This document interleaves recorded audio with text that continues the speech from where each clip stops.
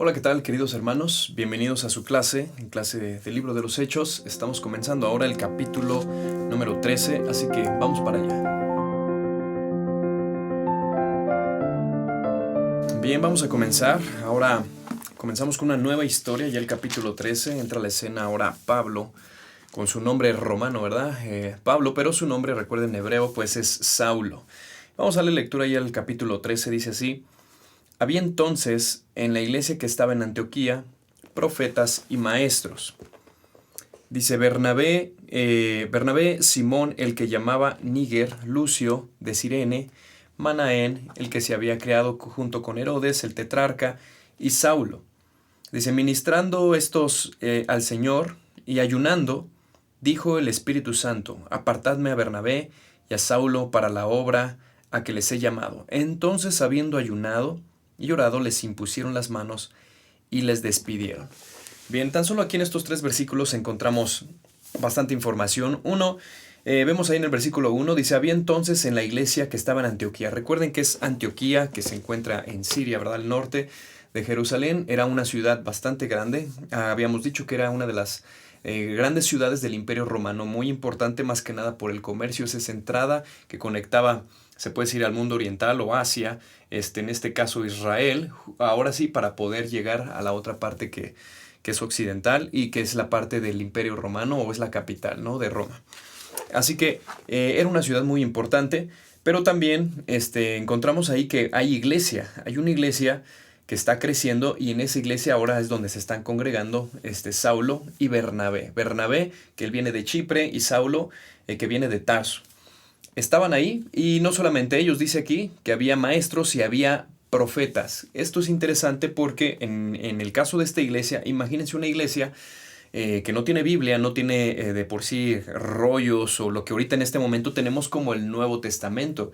Las doctrinas no se habían desarrollado, así como Pablo desarrolla esta clase de doctrinas ya en las diferentes cartas, a los Gálatas, a los Efesios, a Corintios. Ustedes ven los demás libros, ¿verdad? Para este tiempo ellos no tenían esta revelación, se puede decir, completa. Por lo tanto, Dios todavía, aún en este momento, Dios tenía que usar de dones especiales dados por el Espíritu Santo. ¿Para qué? Para poder encontrar la voluntad de Dios, para que la enseñanza sea sana y correcta. ¿Y qué usaba Dios? Dios usaba a los profetas, dice ahí, y maestros. Hasta el día de hoy, solamente, pues, por ahora, maestros. Yo el día de hoy no puedo decir si existen o no existen los profetas. Yo creo que es un don, personalmente yo creo que es un don que probablemente ya cesó porque ya tenemos una revelación completa, que es la palabra de Dios. Y si alguien quiere saber la voluntad de Dios, si usted quiere saber cuál es el camino correcto, qué opina Dios sobre cierto tema, qué decisión tomar, basta con estudiar la palabra de Dios, ir a los temas específicos. Incluso hay libros que nos pueden guiar en los diferentes temas. Hay Biblias que ya tienen una concordancia. Prácticamente el día de hoy, gracias a Dios, Dios ha usado hombres y personas que han estudiado, que han hecho libros, documentos que nos pueden dar y edifican, se puede decir, a la iglesia. O el día de hoy existen seminarios, institutos bíblicos, tantas cosas que Dios ha permitido para capacitar a los santos, para capacitar a la iglesia y que no haya pretexto, ¿verdad?, de seguir enseñando la palabra de Dios. Pero recuerden, en aquel tiempo esto no era posible, de por sí había persecución, no era tan fácil, pero sí había profetas.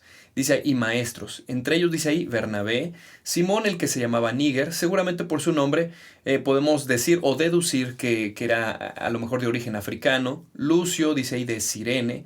Manaén, el que se había creado junto con Herodes el tetrarca. No quiere decir que vivían juntos, sino significa que probablemente tenían la misma edad. Es Herodes el tetrarca.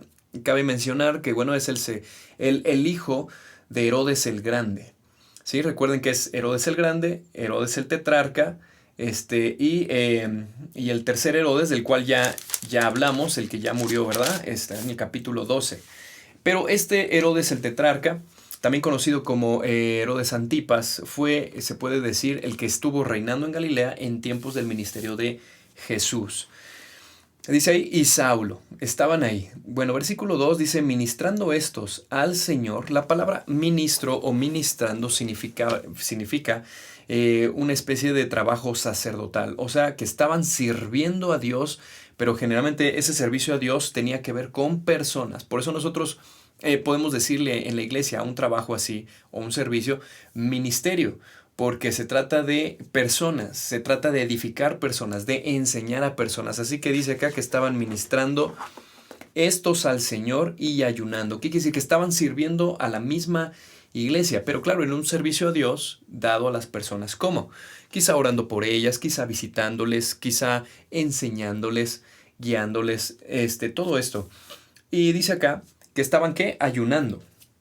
Algo muy importante también el día de hoy en nuestras iglesias, es de por sí en el Nuevo Testamento no se nos ordena, no se nos manda a que ayunemos, pero sabemos que en el Antiguo Testamento también era una práctica que se hacía. Los hombres de Dios lo hacían, el pueblo de Israel lo hacía y había algunos propósitos que ahorita vamos a hablar. Pero es interesante, dice ahí que, y ayunando, y dijo el Espíritu Santo, dice, apartadme a Bernabé y a Saulo para la obra que los he llamado. Es Dios específicamente escogiendo a personas o llamando a personas, y normalmente no es que tengamos un llamado con nuestro nombre y escuchemos la voz audible. Yo no creo tampoco que Dios no lo vaya a hacer, pero el día de hoy, cuando Dios nos llama, generalmente siempre es cuando estamos en un servicio, en un culto, estamos quizá en una conferencia misionera, o estamos escuchando un canto, o escuchamos el testimonio de alguien, y muchas veces es también Dios usando a su pueblo, a la iglesia, para justamente darnos un mensaje. Un mensaje donde hay una necesidad mundial. Vemos que gente se está perdiendo, donde hay lugares donde el evangelio aún no ha llegado. Y es en esos momentos cuando nuestro corazón, el Espíritu Santo, nos está diciendo. Justamente el día de hoy, bueno, yo podría compartir cómo fue que el Señor me llamó, pero fue así, yo en la iglesia, como cualquier otro joven normal, ¿verdad? Pero me llamaba mucho, o me daba mucho interés asistir a conferencias de misiones. Me encantaba escuchar a gente que viajaba a otros lugares, a selvas, que viajaba al desierto, viajaba incluso a lugares o países muy lejanos. Venían y yo escuchar sus testimonios, testimonios muchas veces complicados, pero a veces testimonios de milagros y testimonios incluso de pruebas. Y cuando ellos contaban, yo decía, wow, qué hombres. Era como ver incluso a los hombres de la Biblia, pero ahora en vivo, ¿no? O sea, como uno dice, wow, o sea, los hombres de la Biblia lo hicieron, lo pasaron, lo vivieron, ahora ellos también. Dije, ojalá y Dios me deje algún día vivir algo así, ¿no? Entonces, todo comienza ahí, al escuchar la palabra de Dios, escuchar el testimonio de esta gente, pero también el Espíritu Santo es quien hace esa obra en cada uno de nosotros y nos llama. Entonces, dice ellos que estaban, ¿qué? Ayunando. Ahora, el día de hoy podemos encontrar pues muchas maneras de ayunar, pero vamos a hablar primero de lo que no es el ayuno. El ayuno, primero que nada, pues tenemos aquí se puede decir dos corrientes, dos movimientos sobre el ayuno. El ayuno lo que no es, por ejemplo, que se use para infligirse dolor o necesidad con tal de yo tener un capricho delante de Dios y que Dios vea se puede decir que mi debilidad y entonces Él me haga caso. O sea, como yo ayunar simplemente porque quiero que Dios conceda una petición y Él lo tiene que hacer porque me está viendo en esa necesidad. Bueno, quizá es algo erróneo por el cual estamos ayunando. Yo no quiero decir que no estamos ayunando por una petición, pero quizá no es la manera de pensar. Pensar que Dios me debe de ayudar como si Él estuviera obligado, que al yo ponerme en ayuno y verme en esa necesidad, como hacer una protesta de hambre, muchas veces podemos hacer eso con el gobierno, sí, pero con Dios no. No se trata de eso. Eso no se debe hacer así el ayuno. Otro es, lo que propone el ascetismo. El ascetismo, pues, un movimiento también filosófico, religioso, en el cual, pues, la carne o lo físico se opone a lo espiritual. Entonces, si yo opaco a lo físico, si yo hostigo a lo físico, si yo aflijo a lo físico, y en este caso hablando del ayuno, porque había bastantes formas que el ascetismo podría aceptar, desde herirse, desde ocasionarse dolor, para que la carne sea opacada y entonces lo espiritual aflore, ¿no? Esto también está algo equivocado. Nosotros no ayunamos para hacer la carne menos y entonces que lo espiritual pueda florecer, no. Aunque muchas veces nos podemos confundir de esa manera. Bueno, entonces, ¿cuál sería nuestra manera de ayunar? Pues bueno, vamos a ver qué dice también la palabra de Dios. Pero primero, vamos a definir qué es el ayuno. El ayuno es la abstinencia de alimentos, la abstinencia de cosas que son necesarias físicamente. Y lo principal, el ayuno que nos habla la Biblia, pues generalmente es de alimentos. Lo podemos encontrar, se puede decir, de tres clases tenemos un ayuno total, estamos hablando de alimentos y agua. De alimentos y agua generalmente, bueno, lo podemos ver en la palabra de Dios, en Esther capítulo 4, versículo 16. Ustedes recuerdan que Esther ya reina ahí en este reino medo-persa. El pueblo estaba en peligro, había un edicto que próximamente se iba a cumplir y podrían exterminar incluso al pueblo de Israel. Ella era clave, por eso estaba ahí, no solamente porque era reina, sino porque Dios podía usarla para que el rey pues entonces absolviera este edicto y no se hiciera realmente así y no corrieran más peligro los judíos. Entonces, ¿qué dice Esther?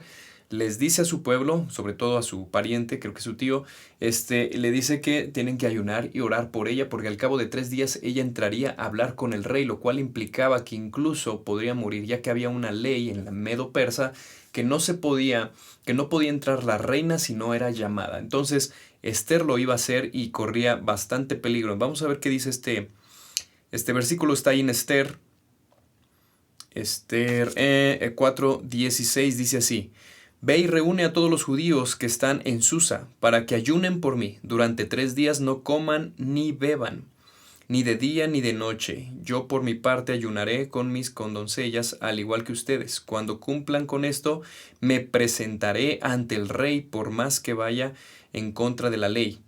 Y si perezco, que perezca. Aún ella estaba dispuesta. Entonces son esos momentos donde es crucial.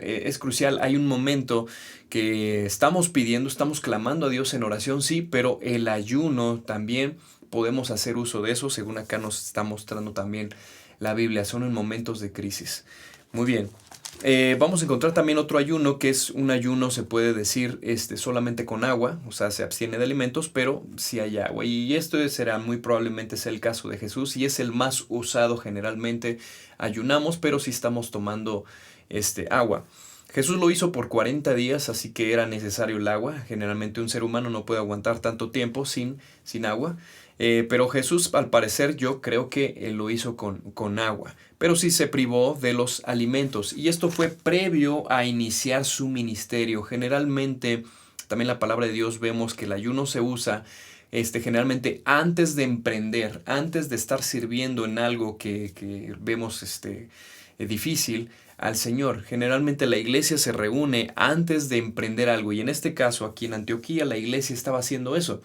Antes de enviar, antes de ahora sí de hacer un proyecto que alcance a los gentiles o a los griegos o a las demás personas, bueno, vamos a ayunar, vamos a orar. Si ves, previo a un ministerio, por ejemplo, antes de comenzar tu ministerio que estás planeando, a lo mejor el ministerio se ve que está grande, se requiere de mucha logística, mucha planeación. Requerimos la mano de Dios, que Dios confirme. Bueno, sería bueno que con el equipo se pusieran a orar y ayunar. Esto es lo bíblico. También tenemos un ayuno parcial, donde sí hay bebida, pero quizás una bebida sencilla y es pura agua, pero también hay alimentos, pero son alimentos que no llevan mucho condimento, mucha preparación, alimentos demasiado sencillos, y este fue el caso de Daniel. Ahí lo puedes encontrar en Daniel capítulo 10, versículo 2 y 3. Generalmente en este pasaje es donde él tiene esta visión, él pidiendo también respuesta a Dios. Y bueno, el ayuno generalmente, o el concepto que podemos ver en la Biblia cuando alguien hace ayuno, es que podemos nosotros ser fortalecidos espiritualmente, pedir el socorro, el pedir la ayuda de Dios, pero sobre todo nosotros cambiar, estar dispuestos a nosotros dejar esa necesidad física y poder aceptar la voluntad de Dios. Dios, cámbiame, Dios, transfórmame, aquí estoy. Es una manera también de decirle a Dios: aquí estoy. También en la Biblia vemos que el ayuno es usado también en guerra espiritual. Recuerdan ustedes ahí que Jesús venía con 3 de sus discípulos y se encuentra que los discípulos que estaban acá abajo no podían sacar un demonio de un joven. Entonces, ¿qué dice el Señor? Solamente es con ayuno y oración. Vemos que también para la guerra espiritual es necesario el ayunar. Nos mantiene más, se puede decir, despiertos, sensibles con la palabra de Dios. Nos clavamos con Dios en oración, pero también en la lectura. Somos sensibles físicamente en lo que sucede también cerebralmente, corporalmente, hormonalmente, todo lo que podríamos en este momento quizá explicar, pero no es el punto. Pero sí hay se puede decir, un campo químico también físico que también nos hace sensibles tanto en los ojos, en la nariz, en el gusto, en el tacto, en los oídos y obviamente cerebralmente, tanto que cuando leemos la palabra, cuando oramos, estamos en esa sensibilidad. Y eso es muy importante también, pues, conocerlo. Dios nos hizo así, Dios nos hizo así en un ayuno, sería más evidente, ¿verdad? Bueno, vamos a pasar al siguiente versículo, estamos ahí en el capítulo 13. Bueno, estos ayunan, oran, y el Espíritu les dice, apártenme a Bernabé y a Saulo. Ellos se dan cuenta que realmente esto es de Dios, no es la iglesia que los está escogiendo, sino es Dios que los está llamando para la obra. Dice que les he llamado. Versículo 3, entonces habiendo ayunado y orado, les impusieron las manos y los despidieron.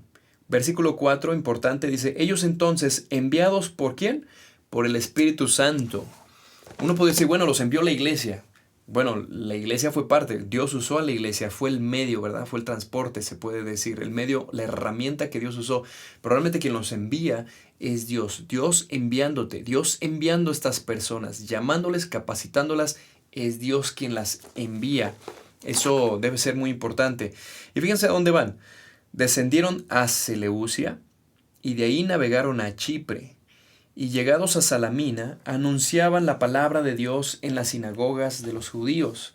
Tenían también a Juan de ayudante. Como ustedes ven en el versículo 5, Pablo, siempre en sus viajes, que como vamos a estar notando, cada ciudad que llegaba, él lo primero que visitaba era la sinagoga. Generalmente llegaba en sábado, y si no, pues predicaba a los judíos. Pero siempre era hacia los judíos.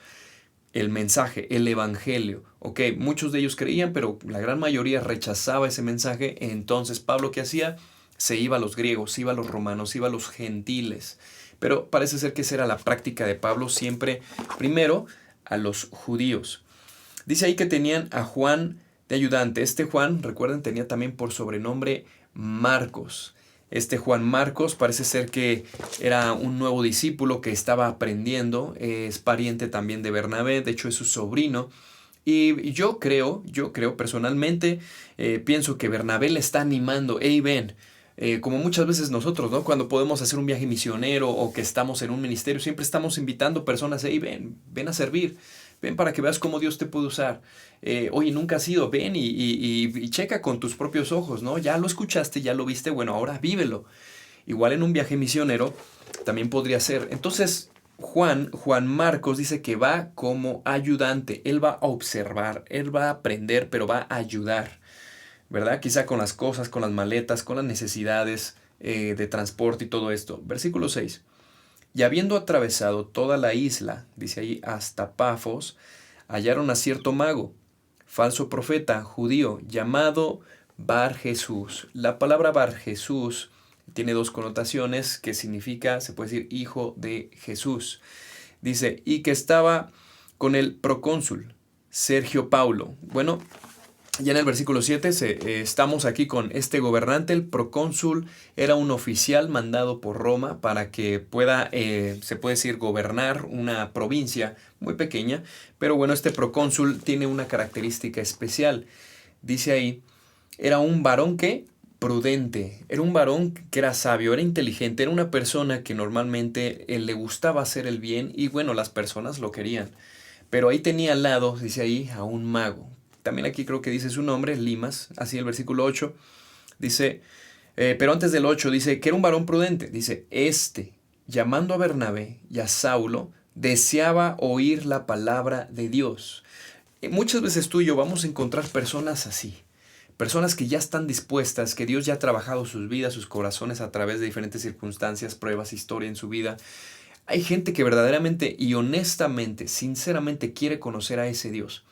Y a lo mejor está en una religión muy tradicional, está en un lugar donde a lo mejor decimos, pues no es salvo, no va a encontrar ahí salvación. Y entonces, ¿qué sucede? Dios te usa, Dios nos usa. Y cuando tú hablas del evangelio, esa persona está atenta, está preparada. Oye, ¿quieres seguir a Cristo? Sí, ni lo piensan. Listo, es porque Jesús, porque Dios, ya el Espíritu Santo sobre todo, ¿verdad? Es el que convence, recuerden, de pecado, de justicia y de juicio. Es el que viene invitándonos a seguir a Cristo. No nosotros no convencemos gente, pero hay gente ya dispuesta porque Dios ya ha trabajado su vida y su corazón, como es este hombre Sergio Paulo, con estas características. Versículo 8 dice, pero le resistía Elimas, que es el mismo mago, el Bar Jesús, ¿verdad? Dice que les resistía. Esto significa que se les oponía, que les contradecía. Si ellos hablaban algo al procónsul, él decía, no hombre, no les haga caso. No, están mal, pues ¿cómo crees? ¿Se acuerda lo que le dije? Ya sabe. Esta clase de personas es así. Su labia trata de convencer, y lo tenía bien convencido a Sergio Paulo, pero la sabiduría de Dios, la que viene de lo alto, y ahora los hombres la van a expresar con palabra de Dios, con el Evangelio, entonces no hay poder humano que lo pueda vencer. No hay poder ni siquiera de Satanás usando aquí el limas. Entonces, ¿qué va a suceder? Dice, pues así se traduce su nombre, dice, procurando apartar de la fe, ¿a quién? Al procónsul. Ese es el trabajo de Satanás, y Satanás va a usar a sus esclavos, va a usar a su medio, a su mundo, y a los que están inmersos en este mundo, como este mago que practicaba, practicaba algo que estaba prohibido, algo que ofende a Dios y que está prohibido delante de Dios. Dice acá, versículo 9, entonces Saulo, que también es Pablo, lleno del Espíritu Santo, fijando en él los ojos, dijo, oh lleno de todo engaño y de toda maldad, hijo del diablo, enemigo de toda justicia, ¿no cesarás de trastornar los caminos rectos del Señor? Miren este versículo también que es interesante, el versículo 10 dice, oh lleno de todo engaño y de toda maldad, hijo del diablo. Ustedes recuerdan que también Jesús eso le dijo a los fariseos, eso también le dijo a los judíos que se le oponían en su ministerio. Y Jesús les dijo, no, ustedes son hijos del diablo, porque la voluntad de su padre, el diablo, es lo que quieren hacer. Y fue fuerte. Bueno, ¿eso dónde está escrito? Eso está escrito, vamos a ver en qué evangelio. ¿Qué versículo es? Es el 9. Está en Juan.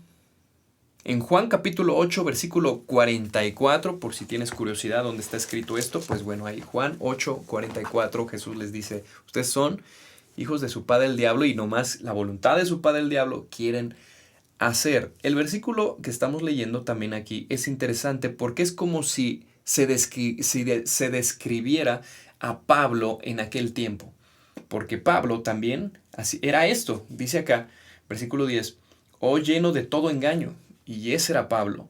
Dice, y de toda maldad, ese era Pablo. Perseguía a los cristianos, mataba, consentía en su muerte también de los cristianos. Dije, hijo del diablo, así es. Era hijo del diablo, hijo de la ira también de Dios. Enemigo de toda justicia. Dice, no cesarás de trastornar los caminos rectos del Señor. Era como si fuera una descripción de Pablo. Sin embargo, sabemos, cuando tienes un encuentro personal con Dios, en el caso tuyo y mío, que también éramos así, esto va a cambiar, esto te va a transformar, vida nueva viene a tu vida, y por eso podemos recordar versículos como este, versículos como 2 Corintios 5, 17, que dice, si alguno pues está en Cristo, nueva criatura es, las cosas viejas, y esas cosas viejas, eso es lo que dice el versículo 10, lleno de todo engaño, de toda maldad, hijo del diablo, enemigo de toda justicia. Dice, las cosas viejas, o sea, esto pasó, he aquí todas son hechas nuevas. Así que alabamos a Dios por esta razón, porque Dios ha hecho nuevo. Si tú estás escuchando esto y ya eres hijo de Dios, las cosas viejas han pasado. Todo esto que podría describirnos ya pasó. Dice ahí, no cesarás de trastornar los caminos rectos del Señor. Versículo 11.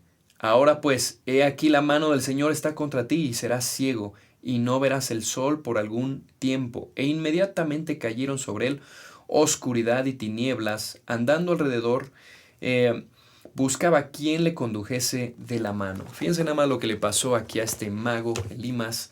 Él queriendo cegar al procónsul, pero ¿qué sucede? Ahora Dios le ciega a él. Claro, Dios usando a Pablo, ¿verdad? El Espíritu Santo, dice ahí, pues, lleno del Espíritu Santo, así que queda ciego Elimas y lo aparta, y el procónsul alcanza salvación. ¿Qué va a suceder? Vamos ahí al versículo 12. Entonces el procónsul, viendo lo que había sucedido, dice, creyó. O sea, el enemigo es apartado, Dios usando a una persona para justamente esto. ¿Y qué va a suceder? Que hay victoria. Esta persona, el procónsul, llamado Sergio Paulo, ahora cree. Dice, maravillado de la doctrina del Señor. Y ese es el resultado de una persona que ya viene con esa disposición porque el Señor ha venido trabajando su vida de muchas maneras, de muchas áreas, y a veces nada más te toca a ti o a mí predicar el Evangelio, darle las buenas noticias. Estas son las buenas, bueno, estas son las malas, que hay muerte, este camino es de muerte, nuestro pecado nos condena a muerte según Romanos 6:23. Y esto es la buena noticia. Jesús te ama, Jesús pagó el costo en una cruz, pagó el precio, derramó su sangre para limpiarte, para limpiarme, y si tú crees, tienes vida eterna. Las buenas noticias llegaron al procónsul y él alcanzó esta salvación, dice ahí, que viendo lo que había sucedido, creyó.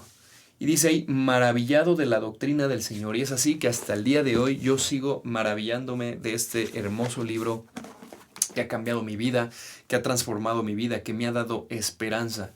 Que yo fui allá atrás, lo que dice el versículo 10, pero tuve un encuentro personal con Cristo, Él me vino a buscar y me sacó del lugar de donde estaba, me dio ropas nuevas, me hizo libre y ahora sigo maravillándome de la doctrina del Señor. ¿Y cuál es tu caso? ¿Cuál es tu testimonio?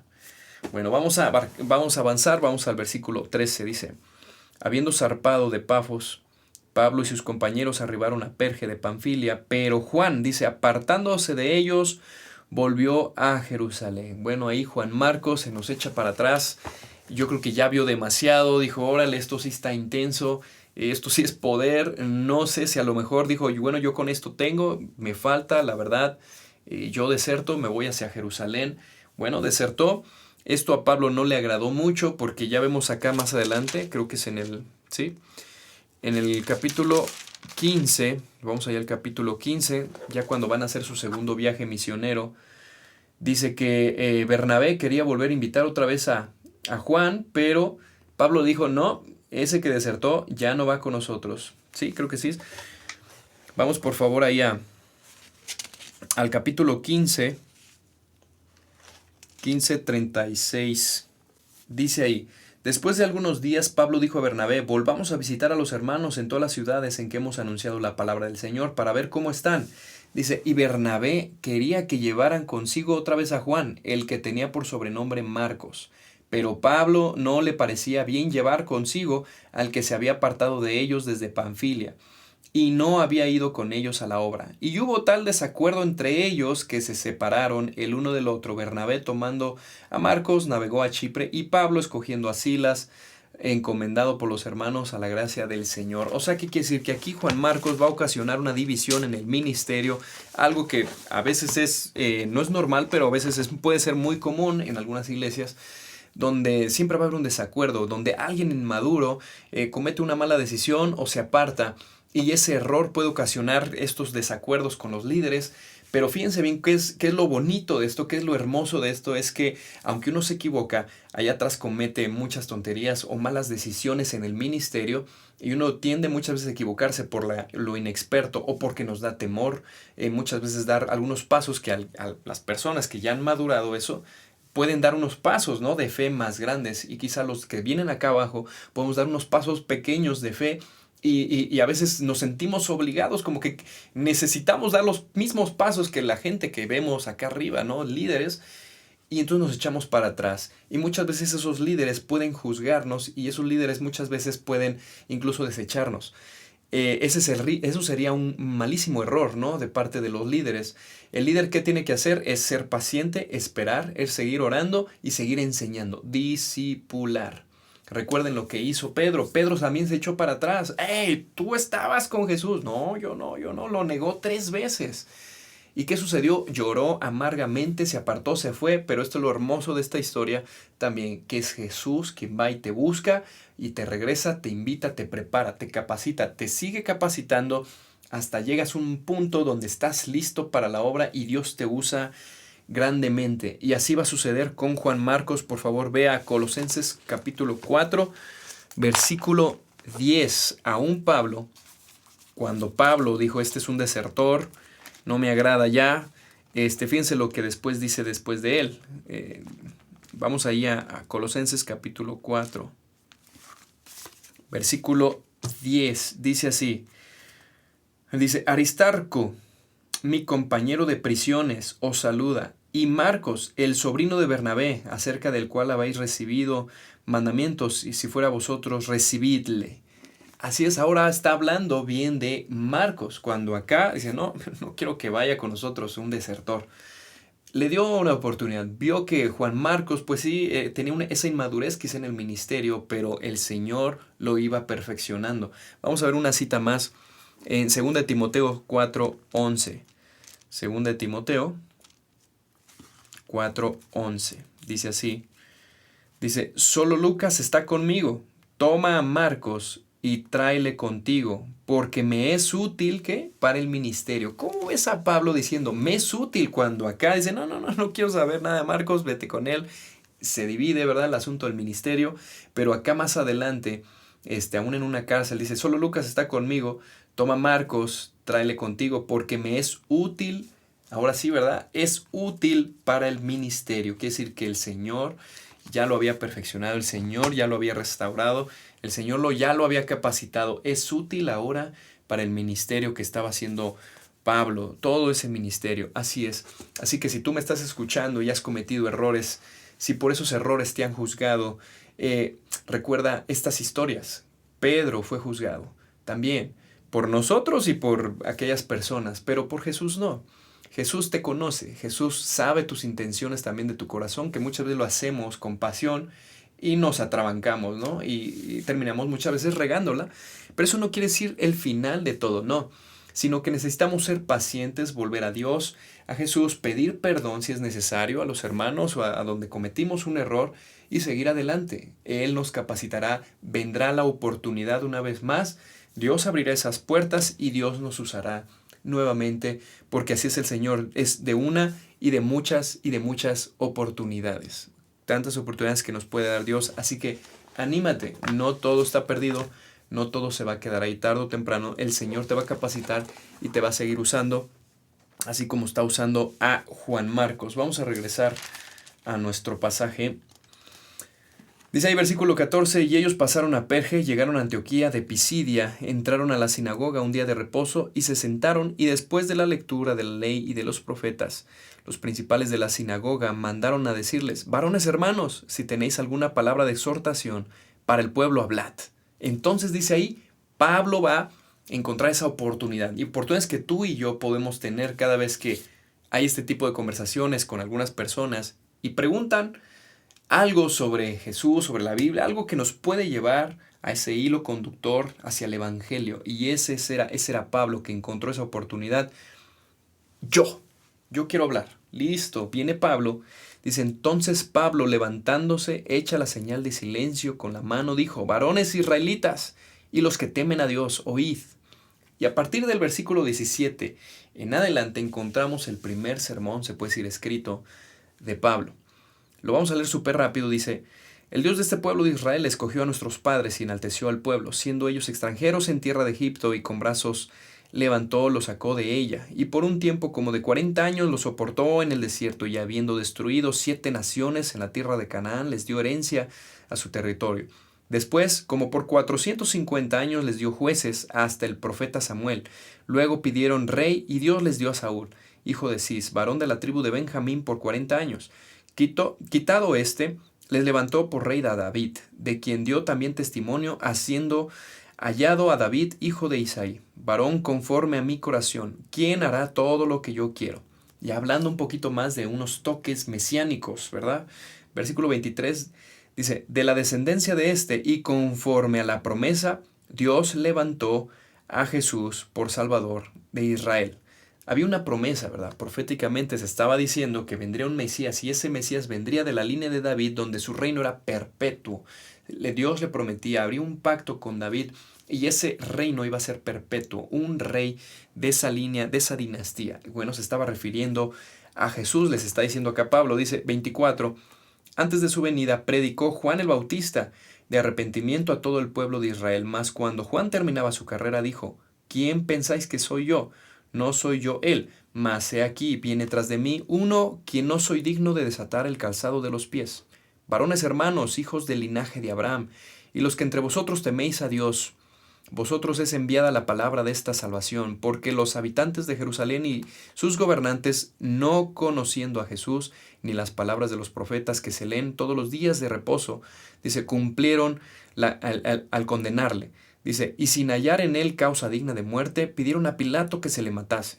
Y habiendo cumplido todas las cosas que de él estaban escritas, quitándolo del madero, le pusieron en el sepulcro, mas Dios le levantó de los muertos.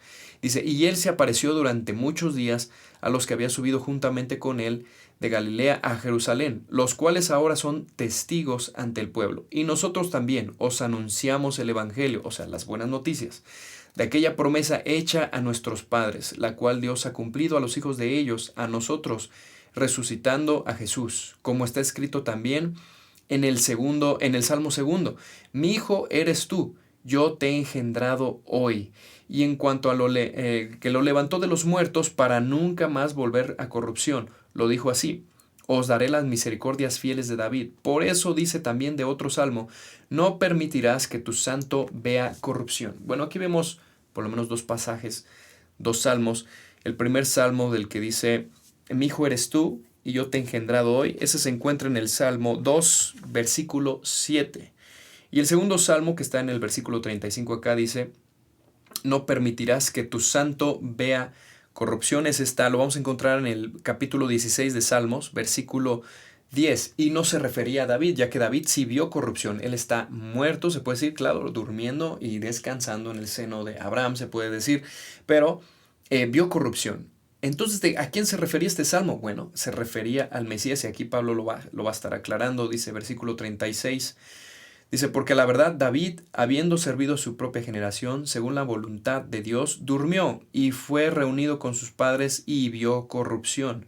Mas aquel a quien Dios levantó no vio corrupción. Hablando del Mesías, ¿verdad? Versículo 38, sabed pues esto, varones hermanos, por medio de él se os anuncia perdón de pecados. Por medio de él, o sea, por medio del Mesías, se está anunciando que hay perdón de pecados. Dice ahí versículo 39, y que todo aquello de que la ley de Moisés no pudiese ser justificados, en él es justificado todo aquel que cree. Y entonces aquí Pablo, hablando de esta justificación, él en una carta a los romanos, él va a desarrollar toda esta doctrina de lo que es la justificación. Hoy no la vamos a ver toda, pero nada más voy a tocar un pasaje, y ese pasaje lo vamos a encontrar en Romanos 4, versículo 24 y 25. Vamos rápidamente allá a Romanos 4, 24 y 25, dice así: y no solamente con respecto a él les escribió que le fue contado, sino también con respecto a nosotros, a quienes ha de ser contada, esto es, a los que creemos en el que levantó de los muertos a Jesús, Señor nuestro, el cual fue entregado por nuestras transgresiones y resucitado para nuestra justificación. Justificar significa que alguien está en deuda ante una ley y que alguien tiene que justificarlo. ¿Cómo? Pagando una fianza o pagando tu delito. Se puede decir en este caso, pues es el infierno, es la condenación eterna. Pero Jesús lo paga el justo precio por ti. Y como esa justicia o ese justo precio del ancho de tu pecado, entonces es suficiente para entonces tú salir libre, ya que Jesús pagó completo, sin deberle ahora nada. Eso es justificar en nuestro pecado. Entonces, ¿quién hace esa tarea? Es Jesús. Estamos hablando de algo legal que hizo ante la ley, ¿verdad? Ante la ley de Dios. Y Jesús hizo ese pago, ese justo pago para que yo pueda ser justificado delante de Dios. Ahora vean el otro caso.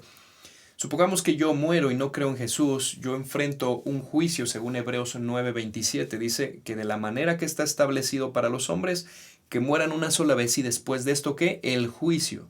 Supongamos que yo muero sin Cristo, no tengo abogado, no tengo a alguien que haya pagado pues ese costo. ¿Cómo yo voy a poder justificarme? ¿Cómo voy a poder justificar todas mis faltas y delitos? No puedo, eso es imposible. La ley me condena y eso es la muerte. ¿Qué hizo Jesús? Jesús es mi abogado, entonces Él me justifica delante del Padre. ¡Ey, Padre! Yo pagué por Él. Eso es suficiente, eso es hacer justicia. Alguien pagando por alguien que es culpable, alguien que es inocente por alguien que es culpable. ¿Sí ves? alguien que es inocente y que es santo por alguien que es pecador. A eso se le llama justicia. Entonces, eso hizo Jesús y es lo que Pablo acá les está diciendo, que gracias a Jesús podemos tener ¿qué? Perdón de pecados porque Él nos justifica. Versículo 40. Mirad pues que no vengan sobre vosotros lo que está dicho en los profetas. Viene una advertencia. Mirad, oh menospreciadores y asombraos y desapareced. Dice, porque yo os hago una obra en vuestros días, obra que no creeréis si alguien os la contare. Cuando salieron ellos de la sinagoga de los judíos, los gentiles les rogaban que el siguiente día de reposo les hablasen estas cosas. Dice, y despedida la congregación, muchos de los judíos y de los prosélitos piadosos siguieron a Pablo y Bernabé, quienes sabiéndoles, les persuadían a que perseverasen en la gracia de Dios. ¿Qué quiere decir? Que si hubo gente que se convirtió, incluso prosélitos, seguramente eran griegos o muchos de ellos quizás eran romanos o de otras provincias. Dice ahí, versículo 45, pero viendo los judíos la muchedumbre, se llenaron de celos y rebatían lo que Pablo decía y contradiciendo y blasfemando. O sea, a ellos no les importaba ya volarse la ley de Dios, ellos querían que Pablo se fueran. Ellos traen se puede decir una aberración, una doctrina que no queremos, y entonces ellos les empiezan a alegar a Bernabé y Pablo y van a hacer ahí toda una contienda y los van a terminar expulsando. Entonces Pablo, versículo 46, Pablo y Bernabé, hablando con denuedo, dijeron, y a vosotros a la verdad era necesario que se os hablase primero la palabra de Dios, mas, puesto que la desecháis y no juzgáis, dignos de la vida eterna, dice, he aquí nos volvemos a los gentiles, porque así nos ha mandado el Señor diciendo, te he puesto para luz delante de los gentiles, a fin de que seas para salvación hasta lo último de la tierra. Esto lo podemos encontrar en Isaías 42, 6. Versículo 48. Los gentiles oyendo esto se regocijaban y glorificaban la palabra del Señor. Dice, y creyeron todos los que estaban ordenados para vida eterna. Miren, ahí la palabra gentiles, recuerden otra vez, significa que son aquellos que no son judíos, que no son de esa línea o de esa raza, se puede decir judía, sino son todos aquellos que no son judíos, griegos, romanos, tú y yo, que no somos judíos. Ahí entramos todos, ¿verdad? Versículo 49 dice, y la palabra del Señor se difundía por toda aquella provincia, pero los judíos instigaron a mujeres piadosas y distinguidas y a los principales de la sociedad y levantaron una persecución contra Pablo y Bernabé y los expulsaron de sus límites.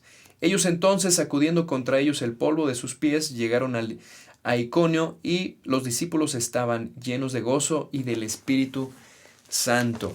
Estos judíos que no querían a Bernabé y a Pablo fueron con personas de influencia, ¿verdad? Esas personas que estaban ahí en puestos quizá importantes, con mujeres también se puede decir, de la alta sociedad, personas que iban a ser de influencia ante esta población. Vámonos, para que los expulsaran. Y sí, lo logran. Así que, ¿qué hizo Pablo y Bernabé? Como un signo ante los judíos, era un símbolo judío, porque se conocía más entre judíos, sacudirse las sandalias, y era un símbolo de que, ok, si no me quieren, ya habrá quien me quiera, ¿no? Vámonos, no quiero llevarme de este polvo para contaminar, ¿no? Se puede decir Tierra Santa. Era todo este símbolo que hacían. Así que Pablo y Bernabé están hablando ante personas complicadas, difíciles, este mundo griego también difícil. En el próximo capítulo, que es el 14, van a suceder algunas cosas interesantes, importantes, incluso van a apedrear a Pablo, y esto va a ser un poquito mortal. Yo supongo que a lo mejor sí lo fue, pero pues yo creo que Dios hizo un milagro pues en la vida de Pablo, así que ya próximamente lo estudiaremos. Mientras tanto, el día de hoy estamos aprendiendo sobre el ayuno, estamos aprendiendo sobre la fe, cómo el Espíritu Santo es el que envía a la gente, llama, capacita y lleva a la gente. Pero también recuerden, el Espíritu Santo es el que también nos da oportunidad. Es Dios quien nos da oportunidad, aunque hayamos tenido un error o varios errores. Dios es el que nos vuelve a dar la siguiente oportunidad para llevarnos a ese ministerio que a lo mejor Él nos está llamando. Y no importa que nos hayamos equivocado allá atrás. Bueno, vamos a terminar. Vamos a orar a nuestro Dios. Gracias, Dios, por esta noche que tú nos regalas.